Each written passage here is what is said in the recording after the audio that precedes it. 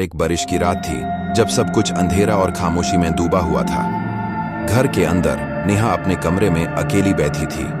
बाहर बारिश के बूंदें छत पर गिर रही थी और थोड़ी देर में बिजली भी चमक रही थी। नेहा को कुछ अजीब सा महसूस हो रहा था, जैसे किसी की नजर उस पर हो। उसने सोचा कि शायद बारिश की आवाज की वजह से उसका दिमाग कुछ ज्यादा ही सोच रहा है। लेकिन जब बिजली चमकती तो उसको लगता कि किसी की साया विंडो के पास दिखाई देता है। नेहा ने अपने दिल को थोड़ा संभाल कर अंधेरा दूर करने के लिए लैंप जला दिया, पर जैसे ही उसने लाइट ऑन की उसका दिल जोर जोर से धड़कने लगा।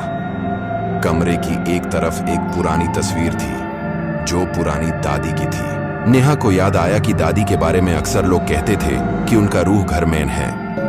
नेहा ने अपने दिमाग को थोड़ा संभाला और तस्वीर की तरफ देखा। वही पुरानी तस्वीर अपने जगह से हिल रही थी। तभी किसी ने कमरे के दरवाजे पे धीरे से दस्तक दी। नेहा का चेहरा काला हो गया और वो दरवाजा खोलने की हिम्मत नहीं कर पाई। कुछ देर बाद उसने सुनने की कोशिश की और दरवाजे के पास कोई आवाज नहीं थी। लेकिन जब नेहा ने धीरे से दरवाजा खोला तो अंदर का सीन देखा। उसका दिल थोड़ा थमा। खाली कमरा, लेकिन तस्वीर पूरी तरह से झुकी हुई थी और उसके नीचे एक पुरानी छवि दिखाई दे रही थी। नेहा ने घंटी का बटन दबा दिया और जल्दी से अपने फोन से किसी को बुला लिया। लेकिन उस फोन कॉल के बाद उसको घबराहट का एहसास हुआ, क्योंकि फोन के दूसरे तरफ कोई आवाज नहीं थी, बस एक पुरानी और भारी सांस की आवाज थी।